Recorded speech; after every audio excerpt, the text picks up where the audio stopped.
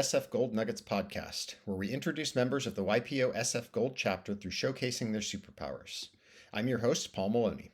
In our last episode, Rachel Phelps tagged her husband John as my next guest, and I had the chance to jump on a Zoom with him. Throughout our conversation, I was constantly reminded of the words of William Blake. At the risk of appearing pretentious, I wanted to cite the opening and closing lines of his poem Auguries of Innocence. It starts with, "To see a world in a grain of sand, and a heaven in a wild flower. Hold infinity in the palm of your hand, and eternity in an hour." And it closes with, "God appears and God is light to those poor souls who dwell in night, but does a human form display to those who dwell in realms of day." There is endless beauty hidden in plain sight, and once in a while we encounter a seer like John Phelps, someone who is filled with endless wonder and never fails to seize the moment. People with this superpower have a tell. They think they're lucky. I'll let you in on a secret, my friends. It ain't luck. As Blake expresses in this poem, it comes from dwelling in the realms of day, from savoring beams of light. John's professed superpower is finding wings and soaring. I found that this is in harmony with others and always from a place of love. The notion of flying continuously presented itself throughout our conversation, both literally and metaphorically.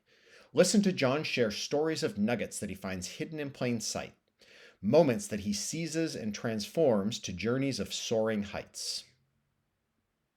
I mean, fundamentally, I'll just say I'm an incredibly lucky boy. I I chose parents full of love, and they met in junior high school, and had an incredible life together. And I want to, in honor of Father's Day, say a few things about my father. But we lived in 8 countries, as either as a family or later on in life, and lived in the local neighborhood and got exposed to the culture, the language, the subtleties that are unique, and I think more than anything taught me to be a little bit adaptable, but also very respectful of different points of view, different ways of doing things. And I eventually took a lot of classes. I probably 50 classes, Stanford Evening, up at UW when I was in Hong Kong and in Brazil, epigenetics, geology, all kinds of weird stuff, dream incubation. And I am just super curious and love to go explore. And I also love gently pushing boundaries. And sharing new valuable information, like the session we did a year ago on psychedelic medicine, and then last November, Love, Sex, and Joy After 50. And a lot of people initially are a little bit uncomfortable with all that, but on the whole, a lot of people have come up and said, "Wow, thank you. That was good." And my life has also been a little bit like jumping off of cliffs quite a bit to move from Silicon Valley to Seattle, and then Hong Kong, and then Brazil, and Europe, and but with an emotional parachute. I would lay it out and have some connection in that place. My passion is putting wings on people, supporting them to find their passions, their path, their peace. Okay, so far we've heard John talk about flying metaphorically. He's jumped off a cliff with an emotional parachute, and he's put wings on people. Let's now turn to John's celebration of his father and some literal taking to the sky. And I want to say a few more words about my father. He was the only child, essentially. His father abandoned him when he was 2. And he craved family and made an incredible family. And eventually his grandfather and his grammar school principal took him under their wing and got him into Boy Scouts, guided him into the Naval Academy. He did a PhD in physics later, a master's in civil engineering. He was a CV battalion commander and taught physics at the Naval Academy. So we hopped around every year or two, and I was in 11 schools in 12 years. But he taught me to cry. Watch a happy or sad movie, he would shed a few tears, and that was very cool for me to learned that that's okay.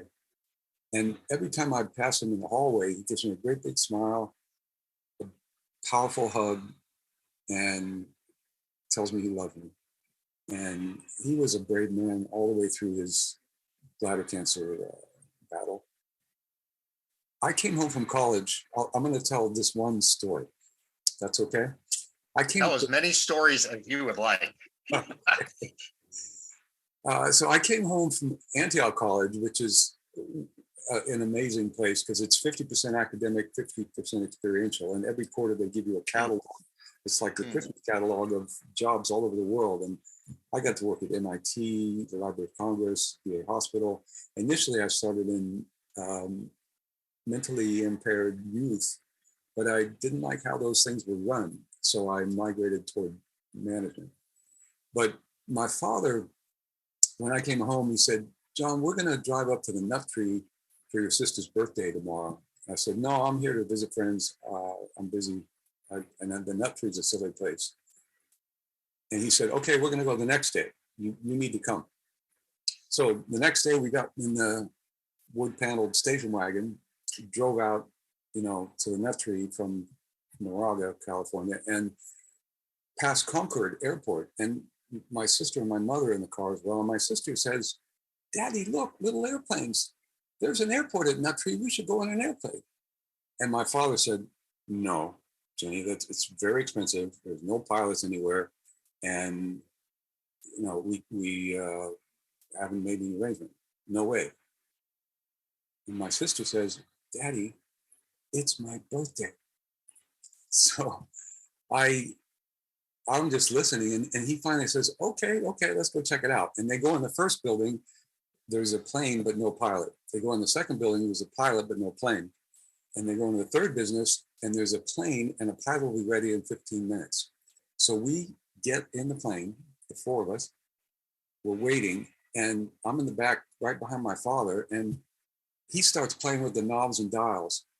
And I'm like, oh, what the hell are you doing, Dad? You don't know anything about this. Leave it alone. And if I didn't trust him so much, I would have reached around and choked him. But suddenly, the propeller starts turning, and we start moving around. And then suddenly we're on the runway and in the air. I'm like, oh man, that could have gone either way. But I was just thrilled. And I trust my father so much. I was delighted. And everything on the ground gets so small in perspective. So we flew into the Nut Tree. It was incredible. And had a nice lunch, came back. And actually, the next week, I went back to Ohio, to Antioch, and Wright Pat Air Force Base nearby, as a Navy dependent, I was eligible to fly. And for $11 an hour, plane and an instructor, I couldn't afford not to. So the week I graduated, I got my license. And then, lived all around. And he and I actually convinced him to buy half of an airplane with me together when I was in Seattle, and we traded it back and forth. And then I ended up in Hong Kong and Brazil and flew some there, but he mostly flew and I mostly paid. But in the end, we were in Munich, and he ended up suffering from bladder cancer because he smoked as a kid and was declining. And I came back over and sat with him, and I said, Dad, what do you think about me flying this airplane from here from California across to Munich to have in Europe, across the North Atlantic? And he said, I would do it in a heartbeat. So after he passed, I took his ashes and scattered them on the beaches in Labrador, Greenland, Iceland, Scotland. And just, it was so amazing to be able to do that. And had the plane in Europe for 2 years, and it was incredible. Excuse me while I kiss the sky. I've been damn lucky.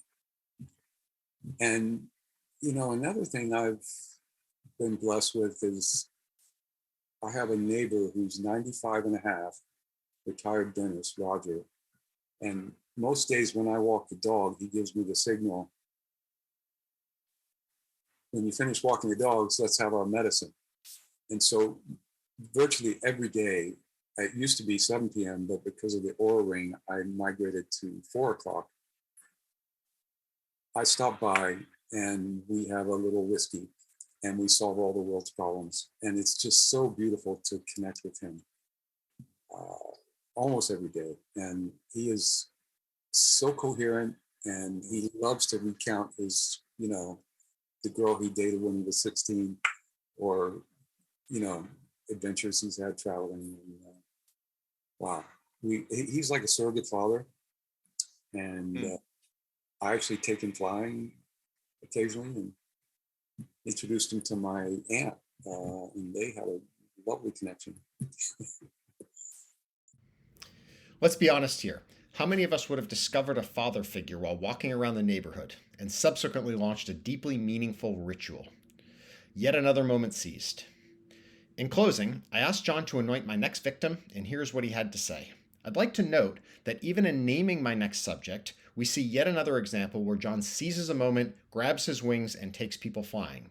In this instance, by mentoring students. Kim Polizzi is Okay. incredible. She, co-teaches with Jim the capstone course lean launchpad at UC Berkeley Haas, his MBA program. And oh yeah, he recruited me as a mentor for last semester. And wow, So there you have it. Another member introduced and another superpower revealed. Kim Polizzi, I'm coming for you. See you all next time and have a great rest of the summer.